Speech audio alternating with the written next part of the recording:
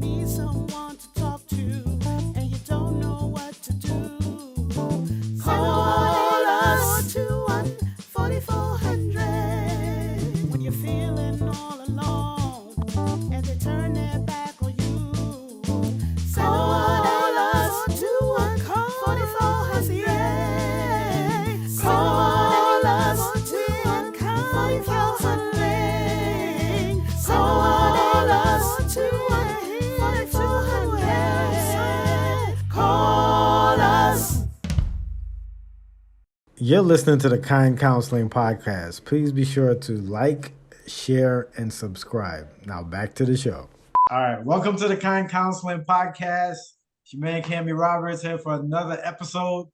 And I know you guys didn't see us for a couple months. We had some issues there, but not to get all into behind the scenes stuff. But we got a brand new show for you guys today. And first of all, let me introduce my co-host. We have the one and only Dania Roberts and Big Al from VA. What's going on, sir and ma'am? Good, How y'all good. Doing good. All right. Glad so to be back. Good. I just want to show y'all my new Kind Counseling t-shirt. All right.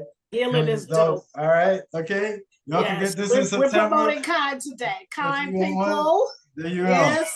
All right. My kind of people. All right. All right. So this is in the middle of the summer, and sometimes things slow down, but we got another guest for you guys. And today we have Ms. Laura Manning Ashley.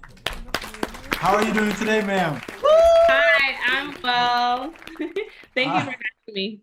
Yes. All right. So Laura, tell us a little bit about yourself. What's going on with you right now?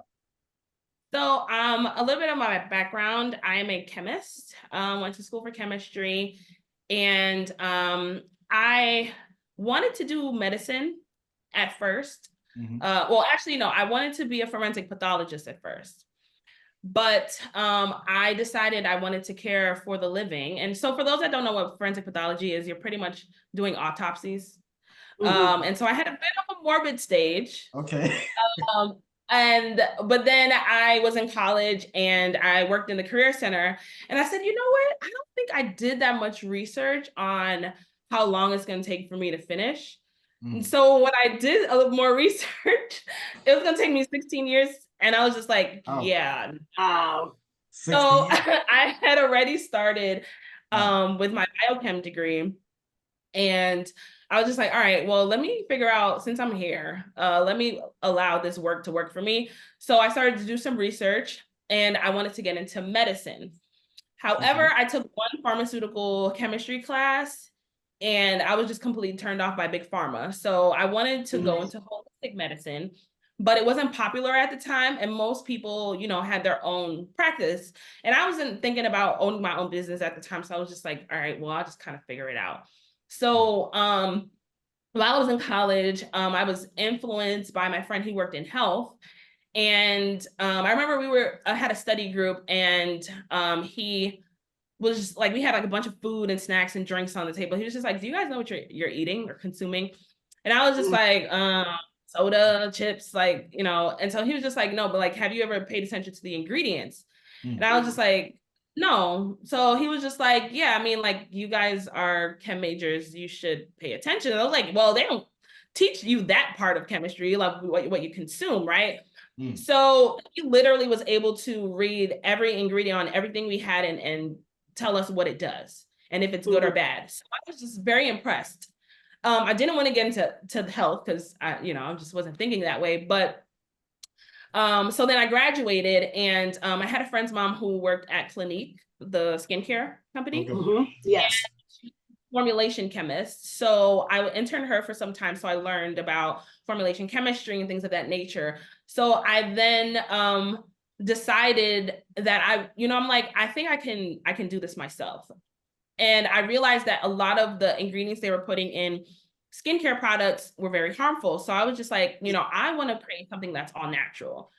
Also during that time, I think I relaxed my hair for the last time, and the whole middle of my hair broke out. So and then also during that time was the natural hair movement, and in New York. So, Okay. you know, everybody was just like trying to embrace now, you know, their hair.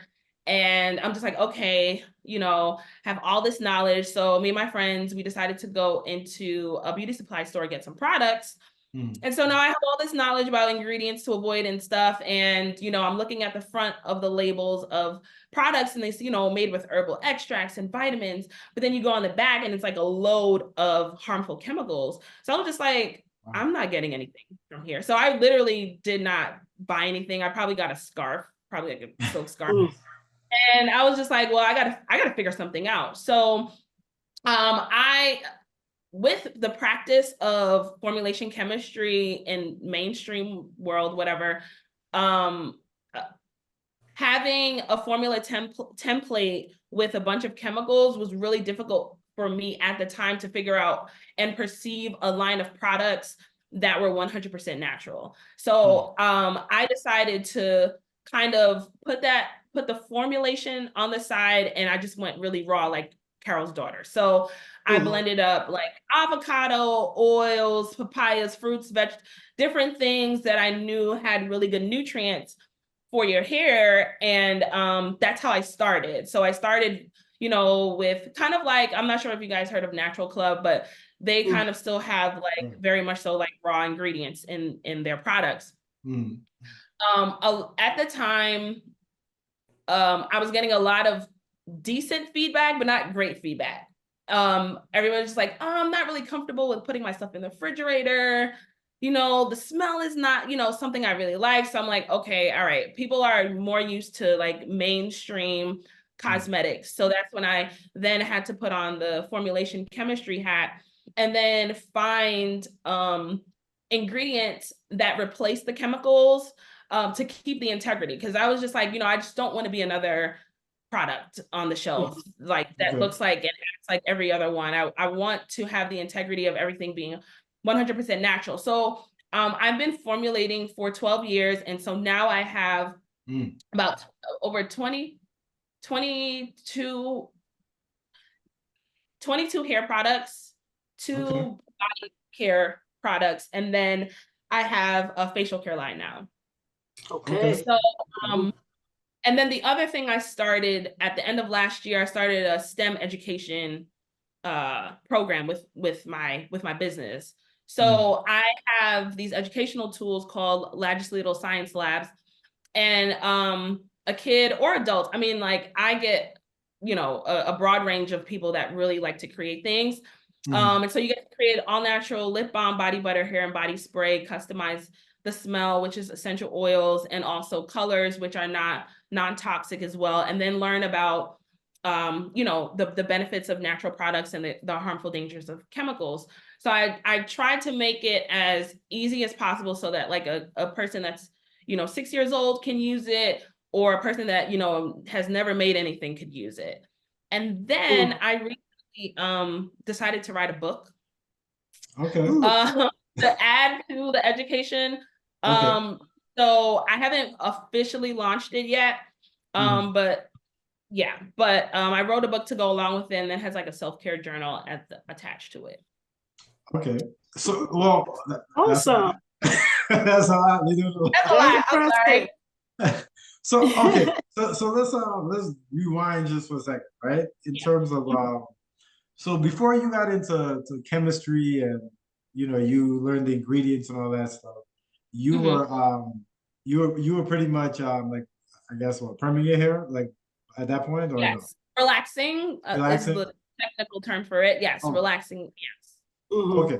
All right. So at that point, did you know like dangers or like in terms of how it can affect you know yeah. No, honestly, I mean, you know, the obvious is like, you know, the burn that you would feel, right? And then the fact that the quality of my hair degraded over the years, that was an indication that this is not good for me. And then not until I got out of it, you know, out of college and, you know, was doing my own research, I'm just like, yeah, I mean, of course, this is not good to put on your hair, like, you know, so yeah, so my research more so on relaxers came after college. Okay. So Laura, about how many? I'm sorry, about how many years would you say you were relaxing your hair? Since I was in high school, and the reason, so I got my first perm when I was 16, and then I guess, how old was I when I graduated college? 22, 3, 4, something like that, 22, maybe 121. Okay. Maybe, 22, wait, how old are you when you wake up? That's how long it's Like been. about 22, 23, depending. We'll maybe, believe you. yeah. Pick a number, we'll believe you. It's all right. All right. 12, no. But yeah, so from like 16 to 22, that's about how long. And the reason why is because I was very active. Like I was in sports and cheerleading, and I'm a scalp sweater. So like my mom would, get my hair pressed, but then in 2 seconds it's done. So it's just like, she's like, I'm wasting my money. So yeah, she gave me the option. She was like, do you want to relax it? I'm like, I guess. So yeah. Right. Okay. I have a question. If these chemicals that they put in these products, if these companies know that they're dangerous, are they just putting it in there to save money, or is it less cost effective maybe? You're going into my conspiracy brain a little bit. That's my brain. I'm sorry. Good question. Yeah. So, so the nice way of putting it is chemicals are cheaper. And so when you think, if you have a bunch of investors, which is one of the reasons why I didn't want to go on Shark Tank, when you have people funding your business and wanting to take a piece of your business, especially as I've seen over the years with cosmetics, the ingredients is the first to go. So they degrade the ingredients, replace it with cheap chemicals so that they can get more profit. Right. Purchase. Okay. Now, I also do believe that there is a side of chemistry, science, that they're trying to figure out how to, I guess it's not really a conspiracy. You see it in many different ways, but more so in medicine, but they're trying to figure out, all right, most of it is tied to money. I think if we can hit it at the root, then we can understand why they would do things like that. But I can't remember the name of the series, but it's on Hulu, and it was about pharmaceutical medicine and kind of how. Dope sick? Say it again. Dope sick?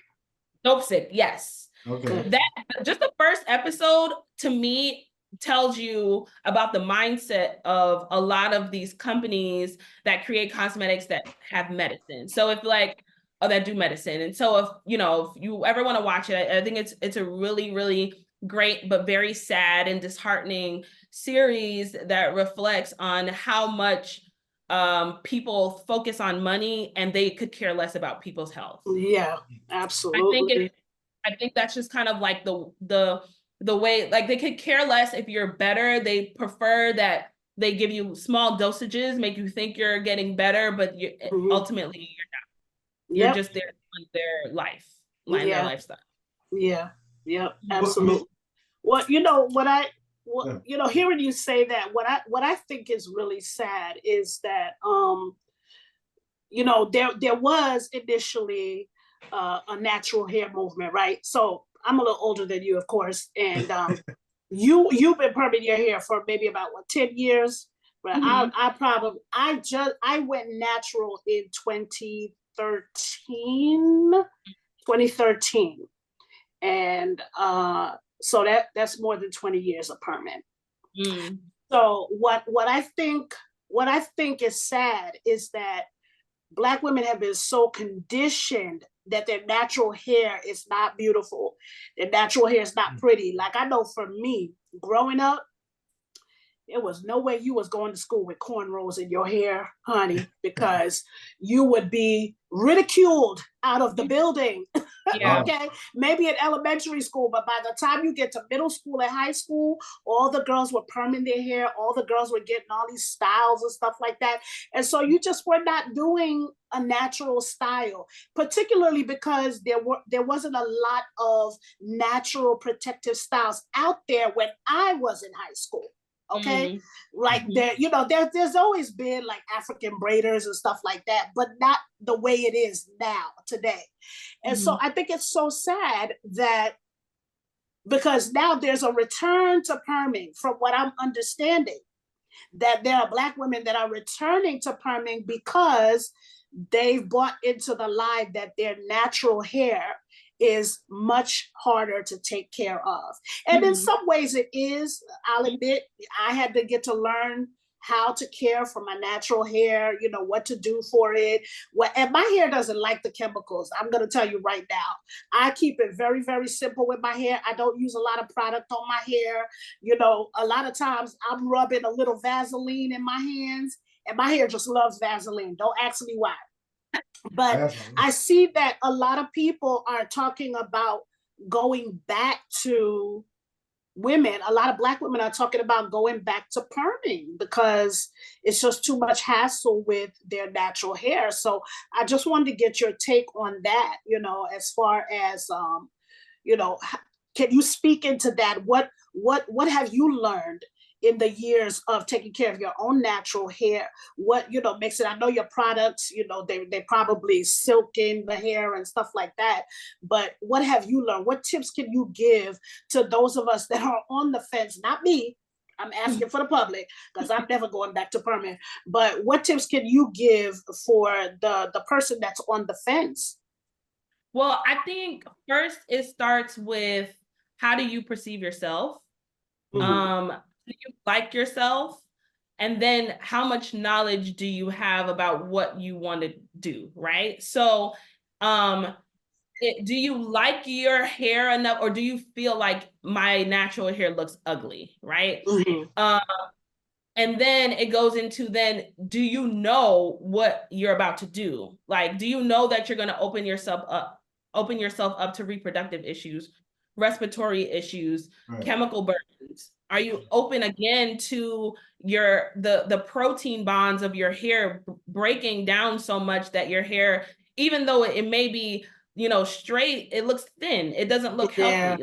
So I think those things go into that. And so that's why I was able to submerge myself a lot last year into doing a lot of pop-up events. Because I have become, even though I've never done hair in my life, I have become a consultant. So people come to me with their issues, with their hair issues, and then I consult them. That's why I have so many different products, because everybody's hair is a little bit different. People need a little bit more love than others. And what I've also realized too, I've seen a lot of people, a lot of Caucasian people or Caucasian looking people go natural too. So you're seeing a lot more curly hair than, especially on the Caucasian side now, than you would back then, because they're also realizing, oh, this stuff is not good. Like me straightening my hair every day, my hair is damaged, all this, that, and the third. And they're also starting to embrace their curls. I believe with a quality product, pun intended, like mine, it gives you a better manageability with your hair. And so I've made everything very hydrating, but not greasy. And unfortunately, Dania, petroleum is a chemical in Vaseline that you should not be putting on your scalp. No, not on my scalp. No, not on my scalp. I just take a little tiny dot, and I haven't done it in a long time because I had a hairdresser years ago. I had a hairdresser, and she came out with a line of a natural hair butter. So that's what I more use. But what I'm trying to, I don't really put anything on my scalp at all. I really don't. But on the hair itself, I used to take a little dot of Vaseline and just rub it between my hands and just rub it on the hair itself. But I haven't used it. So that's it. As a sealant, because like I tell people, like, if you feel like your hair is, kind of like on the drier end, using something water-based and then following up with an oil, something to seal it, will definitely give your hair a lot more moisture over time. rather than just using something more water-based. Because once that Right. water evaporates, you're not really left with that much moisture sometimes. So I totally get that part. Yeah. Right. Yeah. No, I had to learn how to take care of my hair. When I first went natural, I did the big chop. So that was pretty easy to maintain. But as it grew, I was just like, Lord, what was I thinking? But I stuck with it because I hadn't seen my natural hair in years. In years, I had not seen, my own natural hair. And I know I have an older sister who, I don't know when was the last time I saw her natural hair, but she used to do a lot of the perming as well. And then she started doing a lot of the weaving and, all of that. And so now she suffers from alopecia, where the follicles are just totally damaged and the hair is just not coming back. Yeah. So, it's easier in one way to have the natural hair, you're doing something good for your hair, but then I also understand the plight of the ones that say they're going back to perming or whatever, even though I'm like, no, now our daughter, she's never permed her hair. I've never relaxed her hair, and I'm encouraging her not to relax her hair. So far, so good. And she's almost 19. Her hair has never seen a relaxer. That's great. Yeah, that's great. So I would say, also a piece of advice is just kind of like play what styles work best for you. Like with me, like even like my hair twisted like this, I probably would have never done this with my hair before. Like when I was younger, I would be like, oh, this makes me look like a kid, whatever. But at this point, as I got older, I'm like, fine, let me look like a child. Card me, please. Like, I don't care. But kind of play with different styles and see what works. And even if you kind of resort to protective styles, I have products that help. So it's like, if you like to keep your hair braided, if that's easier, then make sure that you're moisturizing your hair underneath, oiling your scalp. You can use different things that will help. But a lot of my products really do help with the manageability of hair. I have just types of moisturizers also depends on your hair type. So if you have a more straighter hair, I have a moisture mist. But if you have that kinky hair, I have a strawberry curl cream. So, I try to cater to what I have experienced from people, and also recommendations over the years on what people feel like they need. And then also I love being in the lab, so I'm always reformulating. Like, how can I make this better? So if you've ever seen my products from the start to now, it's like they're completely different. Like, so Brittany from CRC, so she had she's been one of my avid customers from start. And she had texted me the other day, she bought a bunch of products. She's like, Laura, like your products are just improving. Like every time I turn around, like they're just better and better. So I was just like, oh, thank you. Okay. Awesome. I have a question. Have you ever looked into like men's products? Because I saw something where they said like a lot of men's products that we use when we're younger, as far as wave grease, stuff of that nature, causes a lot of hair loss in men. Is that something that you ever looked into? Scott raised his hand. So I did not want to create a completely different line for men's products. But I do have a section on my website where there are products that most men like to use. When it comes to like beard care, so I have like a mint tea. My mint tea line is normally like the go-to for men because it doesn't have much of like a fruity or floral smell. That mint, also with hair loss, that mint is just really good and stimulating to the scalp. Then I have a mint lotion, which men love to use for their beards. And so that helps to get rid of like if you have like flaky skin underneath, or if you have razor bumps, it's really good for that. I have an oil that's really good for that. And then a pomade as well. So I was just like, I don't really feel like rebranding because, I would literally just be slapping a new label on it. I'm just like, I'll just prefer men to, these products. Use what you have already. So Laura, you said that you do education around like how these chemicals impact women's hair, right? Mm-hmm. So when you speak to Black women, I'm assuming you speak to Black women. What's the resist like when you tell them about what these things are doing to their bodies as well as just their bodies? What's is there a resistance to making that switch? Um, I think I do get resistance. I get more resistance from most older women because I just kind of feel like they're stuck in their ways. So normally, like if I'm talking to an older woman, she's like, "Oh, my daughter would love. Oh, she's into all that. Me, whatever, cheap. She's like." They'll be like, I've lived this long. Like, I don't think I'm gonna die over no product. So they just kind of don't see Right. anything harmful personally for them with continuing to use products with chemicals. They more see their younger generation, I guess, benefiting more than themselves. And so, yeah, so that would normally be like the pushback when it comes to hair. I've been able, though, to at least convert people when it comes to body care, because I could think sometimes that translates a little bit more with people. Yeah, so that's my body line is definitely one of my top sellers for sure. Okay. All right.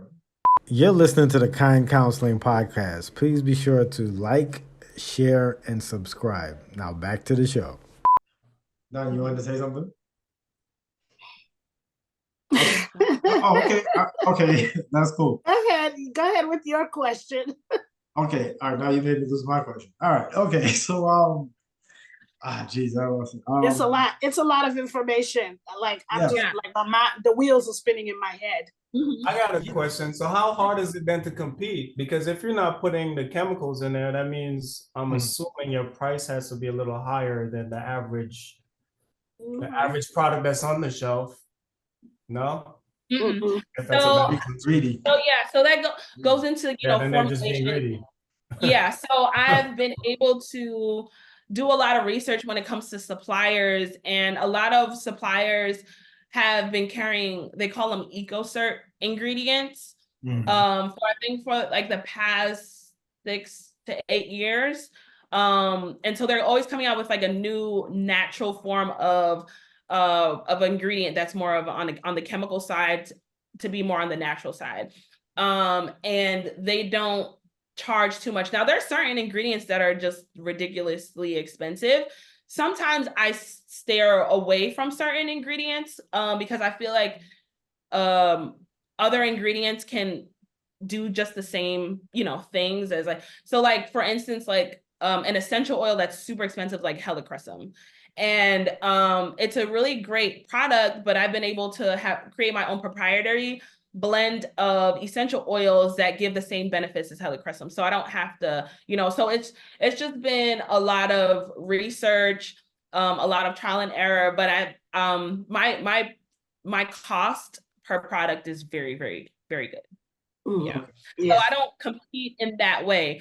And I've been trying to find my niche, being all natural. Sometimes people still think that the products they're using are all natural until I talk to them like, here are some ingredients. So I also created like a ingredients to avoid card because some people just automatically think, oh no, my product is all natural. And I'm, if they have time, I'll be like, which product, and then I'll go and I'll be like, no, it's not, so I try to at least give them information where they could take home and then see for themselves. So I created a card with about 10 ingredients that are most common in a lot of cosmetics that they should avoid. So I normally just give that out. And then, it has my, my logo, my name. They can QR code my website, to, give them a good alternative rather than the chemicals and stuff. So that's a card. Is that information not available on your website? It is. It's on my blog. I have it on my blog. Okay. On my website. So when you say all natural, just to be clear, what do you mean by that? Just so everybody's clear what you mean. Derived. And after you answer that question, Laura, just address, like, I don't know if you can or you can, like the makeup, like, lipsticks and stuff like that too. I don't know if you know anything about that, but. Okay. Yeah. So pretty much anything that comes from the earth. So like, water, right? Water is natural. Coconut is natural. Papaya is natural. So whether it's in its raw form, which I do sometimes play with certain raw ingredients in my products, or the extract of it, right? So let me think of like a common ingredient. So silicones, for instance. So dimethicone, that's normally like what you would see in a lot of shampoos and conditioners. Some silicones are hidden, but most of them end in O-N-E. And so I have been able to create my own form of dimethicone. And the dimethicone pretty much is like a silky type of a feel. So it helps with detangling and stuff like that. And so yeah, so I've been able to find a replacement which is derived from rosemary, olives, and apricots. And so that helps to give that nice silkiness. When it comes to makeup, I mean, there's a lot of chemicals in makeup alone. Just thinking about the colorants, the FDA, so FYI, the FDA banned, just recently started to ban a lot of the ingredients that the European Union has banned for probably over 2 decades at this point. So, but there's still over like 1,000 ingredients that the FDA allows. And so when it comes to colorants, you have dyes, specifically red dye number 40. Red dye number 40 is in food and it's in products, a lot of makeup and stuff, like lipsticks. It's very toxic, it's carcinogenic, but they also put it in like red hot, like flame, anything red, whether it's candy or like chips, most likely it has red dye number 40. Then you have another one, which is yellow number 6. Certain types of micas, which, they say, are natural minerals. Some of them are mixed with toxins. And that's also a colorant, like something, to give it a bright color or something like that. But I've also listed a bunch of different ones, ingredients to avoid in makeup, specifically in my book.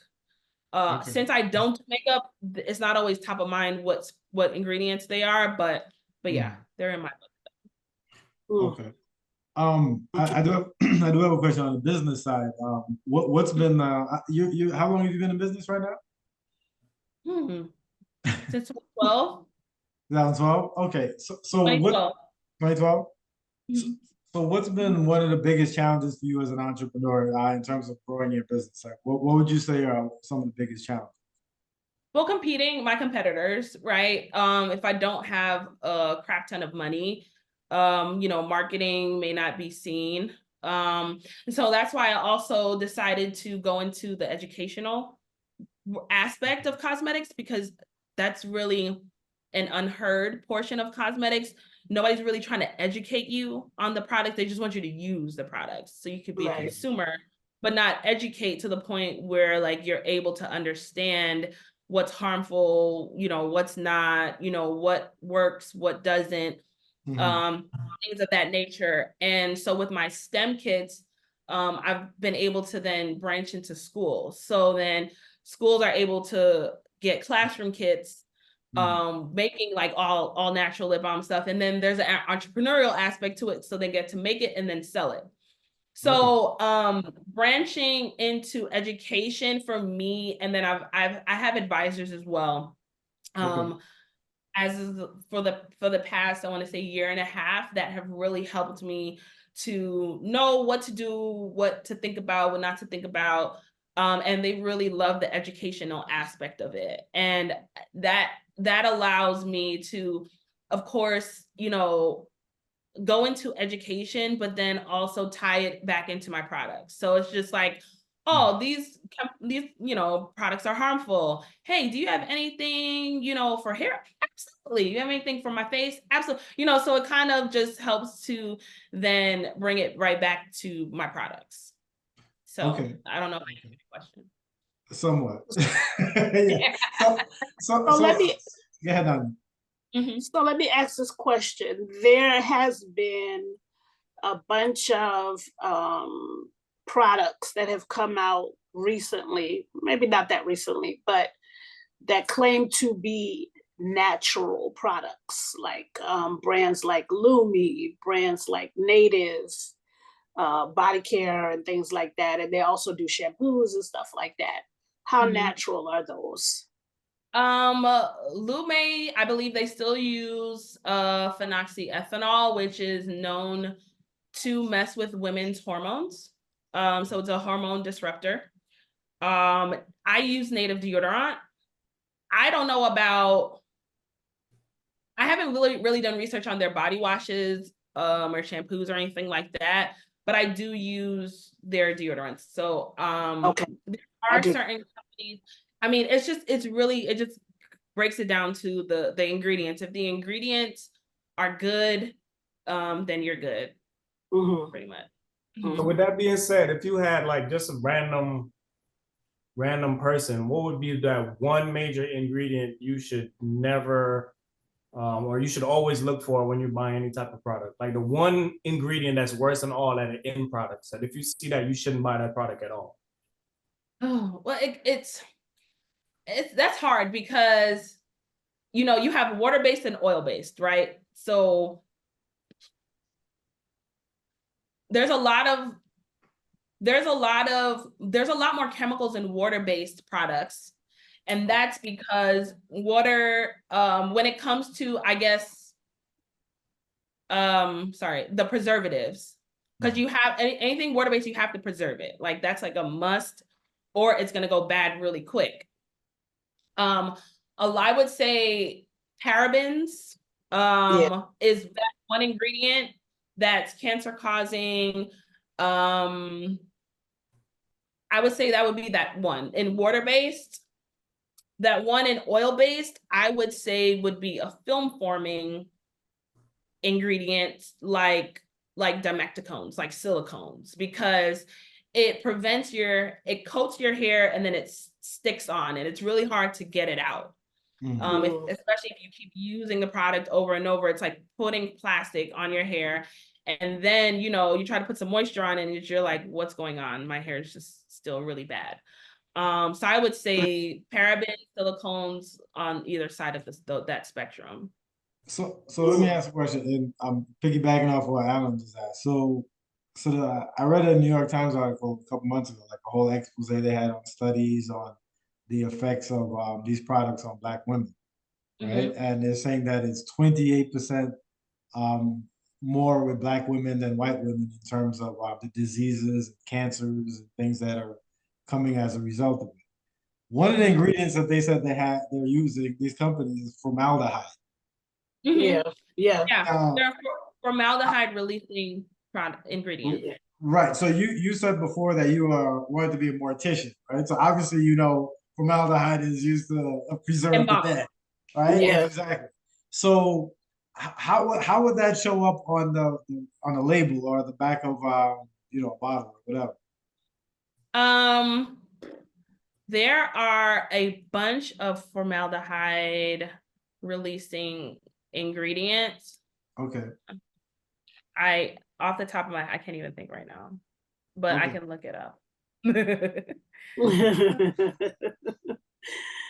Woo, this is too much. Lord, we all gonna have to go back to Little House on the Prairie days.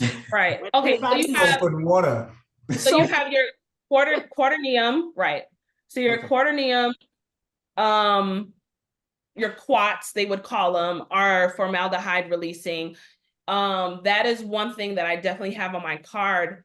And most products carry quaterniums. They have, like, you know, a lot of times they want the product to give this impression of silkiness, and it, you know, makes your hair more manageable, but all of these chemicals end up doing something that you don't want it to do and affecting your health. Right. And then also a lot of times people get kind of sucked into influencers that have their own lines. They're like, oh, you know, Beyonce has her own line. Sorry, I didn't mean to name it, but you know, oh, her products must be great. Right. You don't. Mm, You always have to look at the ingredients. I got you. yeah. So I mean, it's I mean, like we just talked about. You mentioned also like the CDC or the FDA, right? That they banned like nine, I think, nine ingredients that were in some of these products. Whereas, like you said, in Europe, 1,000 ingredients have been banned, right? So, what do you think is holding that up for the most part? And not I mean, you're not trying to get too conspiracy theory based here. Right. That's it. I'm telling you, it's really money. Money, as the Bible says, is the root of all evil. Okay. And like in this world, you really see it. Like when you get down to the chemistry of things, Right. you really see like, wow, I had a friend who, and I didn't even know this existed until she told me what she did, but she's a PhD chemist and she worked on the marketing side. She was the middleman in between the pharmaceutical companies and the doctors.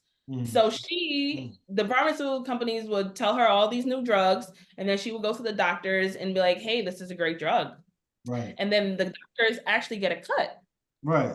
So just like in Dope Sick, it's just like, they get paid too to push it.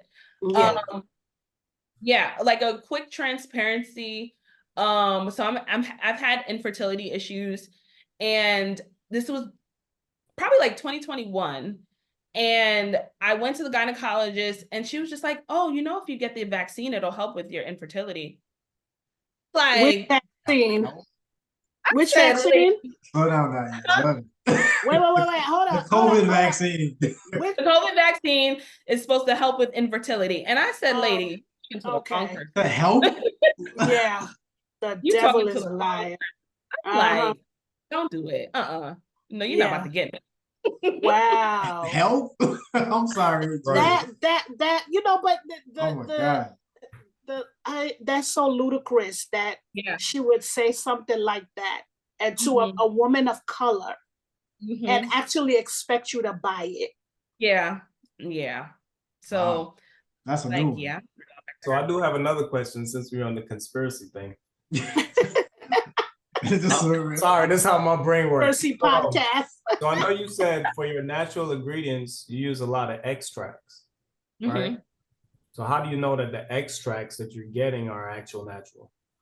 So companies have to, in their MSDS, so it's pretty much like they have safety protocols whenever they're selling ingredients. So I'm able to see if they extracted in alcohol or if they extracted in glycerin, or if they extracted in like a different type of carrier, which is safe.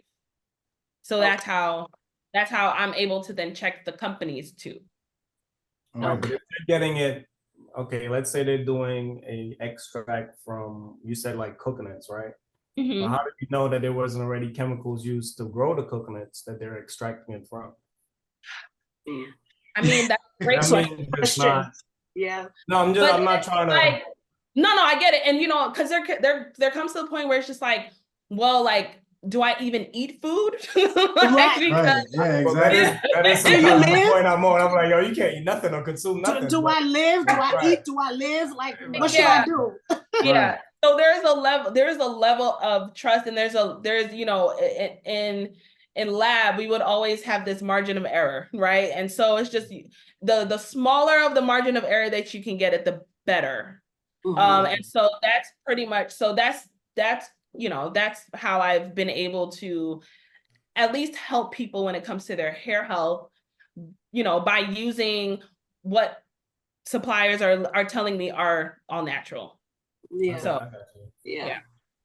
Now your business is based in Cleveland, you said, right? So do you find any difference between say, like, because I was originally you from New York, like any difference between the people in Cleveland and New York in terms of how receptive they are to like natural products? I mean, or is it pretty much the same across the board?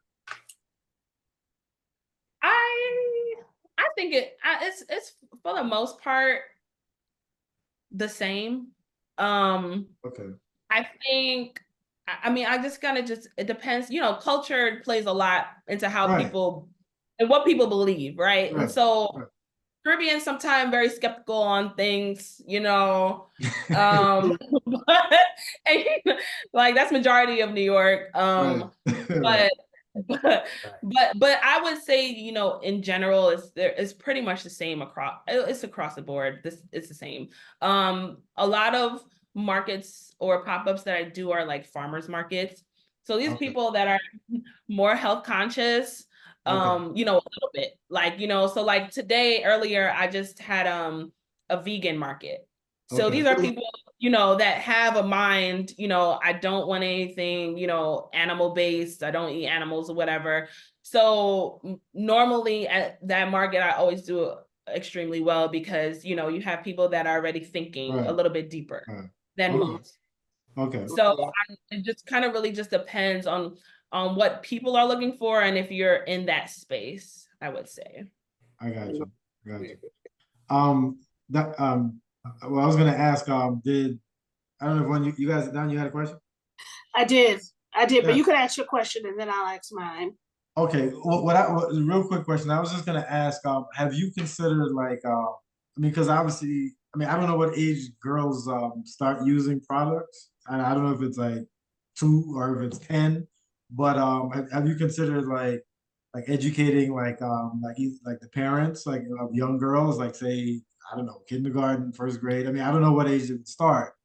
Like just in turn, because that's the only way I can see this changing. Like the I can mindset, answer that it's like question for you. like the younger you start, like it's easier to to make the shift. I don't know if that's something you consider. Well, mothers, not to, and I'll let Laura and Jean address that, but mothers start putting products in their daughters' hair pretty early. From the time that you start combing their hair, you Well, like start 2, using, 1. if they have hair on their head.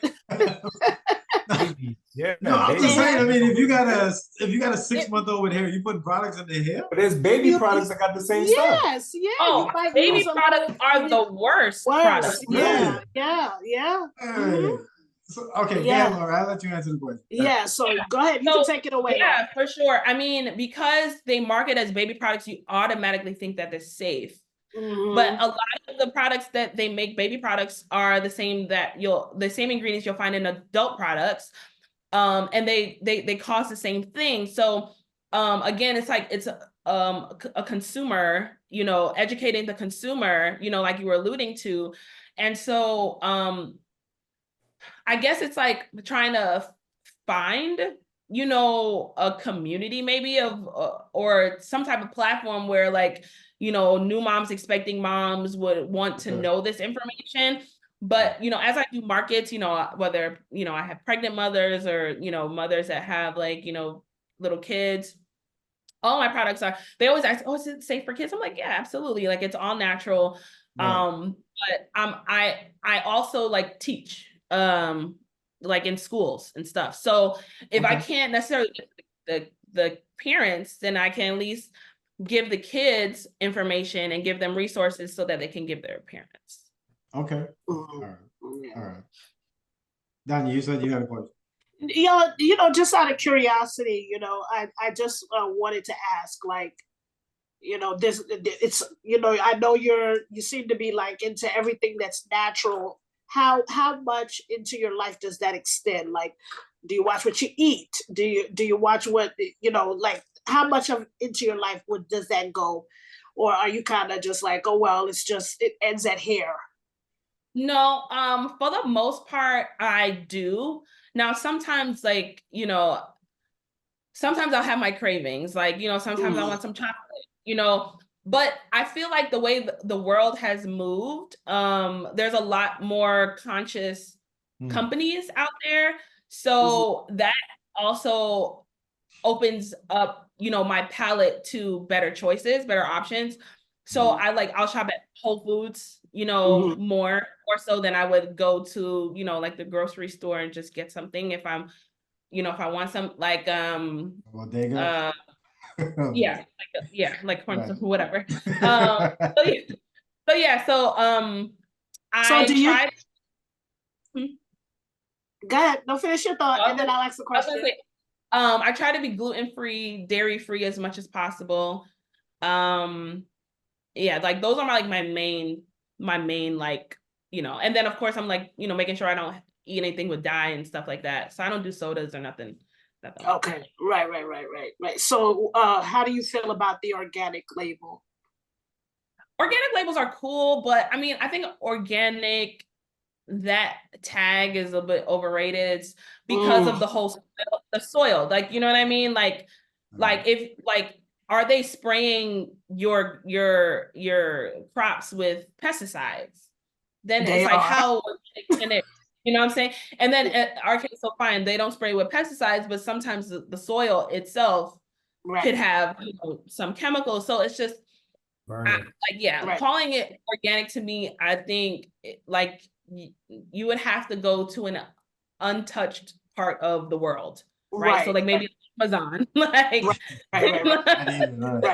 So it kind of goes back to what the question that Al had, regarding the ingredients, and I know you're trying to be, ethical in the production of your products and stuff, but honestly and truly, we will never really know, right? Unless we're making and growing everything ourselves, we can't speak 100% for the quality of the ingredients that we're consuming or putting on our skin or putting under our arms or putting in our hair. And I think that's where the challenge is. But, I understand your point about that margin, right, that you spoke about. So as long as we can try to get as close to zero, and get, that's what we should aim for. I do have one last question.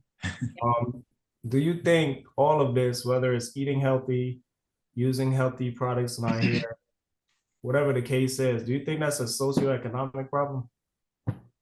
Whereas people with less money tend to consume worse products because they just can't afford it? I mean, because for sure, in terms of if you go to the hood, you're not getting quality products. You're not getting quality food. If that's all and if that's in your vicinity, then that's what you're going to consume, right? So, of course, there's a lot that goes into just understanding that.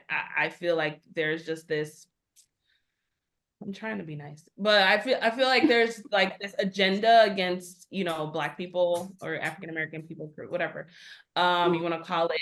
But because we're the ones in the hood and we don't get the Whole Foods, we get, out here they have like Save-A-Lot, and it's just like really low quality. Oh, you guys, okay. Dollar, was it Dollar General? Dollar General or Dollar Tree or whatever. Yeah.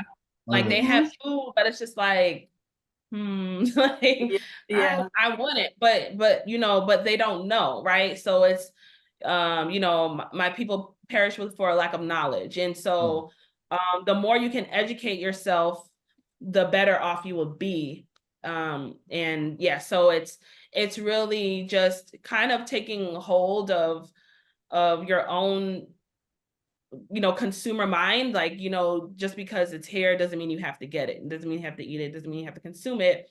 Do your own research, make sure this is good, make sure this is quality before you consume it. Now I have the most important question I gotta ask, right? How do people get your products? Okay. That's the most important question. Easy. So on my website, so www.LaJAshley.com, that's LaJAshley.com. I'm also on Amazon, which makes it so much easier for the world, and also Walmart.com. You on Walmart too? Listen, Walmart.com. Walmart app on my phone. I'm about to go in and stock up on some stuff.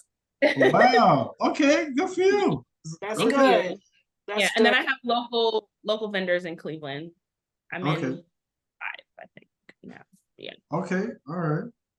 So and you have like I guess in terms of social media, you have ways in terms of just people looking up stuff or contacting. So I'm on Instagram, Facebook, and TikTok, and Pinterest. Okay. But it'll be my company name, LaJAshley, on all platforms. And spell that again for me. LA. LaJAshley. Okay. All right. And when are you gonna launch your book? Probably within the next week or so. Oh. Oh, okay. Nice. All right. Oh man, we should have waited. Oh man. Oh. Well, you know what? We could put the if you want to send me the information on the book, I could put it in the description when we because we're gonna post about podcast in about a week, right? So if you want to do that, we could do that. Yeah, for sure. Thank you. That's awesome, though. Yeah. So Laura, anything else you want to add before we wrap up? Anything else you want to tell the public? Any comments? Any suggestions? Anything? I would just say, I just feel like we're at the point in history where we really need to start thinking for ourselves and making a lot more educated decisions on everything. But especially when it comes to, the things that we put on our body. Our skin is our biggest organ. Most people don't know that. So whatever you put on your skin goes into your bloodstream. And then that, can cause a whole lot of issues, or it can benefit you a lot. So just as much education as you can consume it. Okay. Yeah. All right. Well, amen to that. Yeah. Well, Laura, we just want to thank you for stopping by, and we want to wish you the best with your line. It's great to hear that you Walmart, Amazon. That's great. And that's to my daughters. Yeah. Yeah. I am dabbling with pet care. Pet care. So like dog shampoo. Is that what you said, Alan?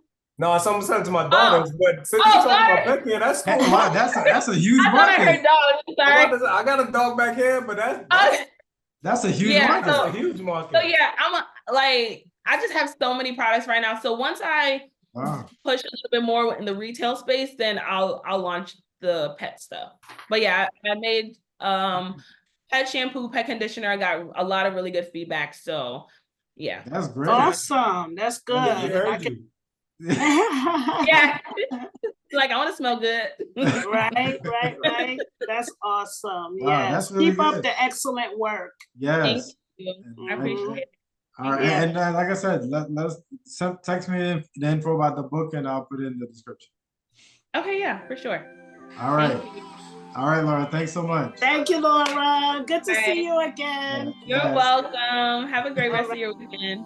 All right. Okay. God bless. Bless. Bye-bye. If I ever took a loss, I learned a lesson. I won't ever think I'm better than the next man. I've been down before to come up, I ain't stressing. Baby, I'm too busy counting.